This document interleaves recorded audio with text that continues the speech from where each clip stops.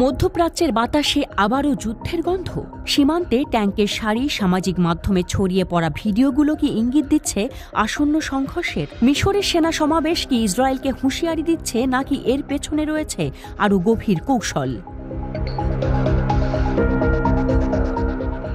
সাম্প্রতিক দিনগুলোতে ইসরায়েল ও মিশরের মধ্যে উত্তেজনা বেড়েছে। ইসরায়েল বলছে মিশর তাদের সীমান্তের কাছে বিপুল সংখ্যক সেনা মোতায়েন করছে, যা সরাসরি হুমকি হতে পারে। অন্যদিকে মিশর দাবি করছে এই সেনা সমাবেশ শুধুই সিনাই অঞ্চলের সন্ত্রাস দমন অভিযানের জন্য। তাহলে সত্যটা কি? সিনাইতে সেনা মোতায়েনের কারণ কি?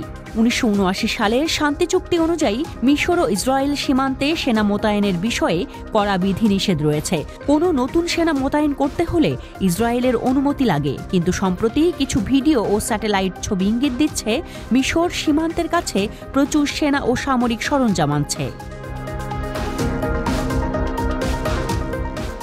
বিশ্লেষকরা বলছেন এর একটি কারণ হতে পারে গাজা সংকট। ইসরায়েল দাবি করছে যুক্তরাষ্ট্রের কিছু মহল গাজার ফিলিস্তিনিদের জর্ডানে পাঠানোর পরিকল্পনা করছে, কিন্তু এই পরিকল্পনা তীব্র বিরোধিতা করছে মিশর ও জর্ডান। মিশর চায় না গাজার মানুষ তার সীমান্তে চলে আসুক, কারণ এতে তাদের নিরাপত্তা পরিস্থিতি মারাত্মকভাবে প্রভাবিত হতে পারে।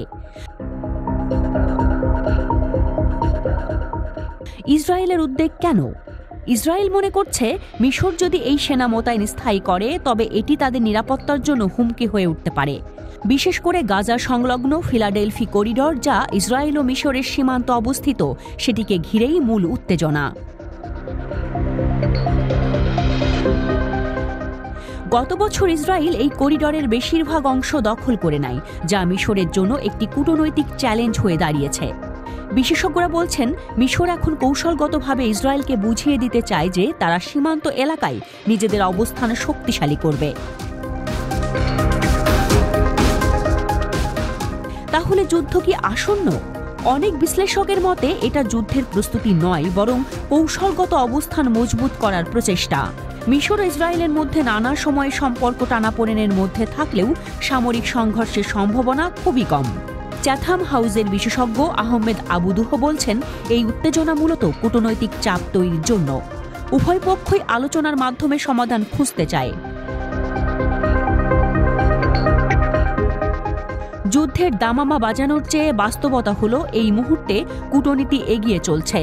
মিশর, সৌদি আরব, সংযুক্ত আরব আমিরাত, কাতার ও জর্ডান একটি সম্মেলনের আয়োজন করছে, যেখানে ইসরায়েল গাজার ভবিষ্যৎ নিয়ে আলোচনা হবে। ফলে এটি আরও একটি কৌশল হতে পারে মিশরের ইসরায়েলের ওপর কূটনৈতিক চাপ বাড়ানোর জন্য।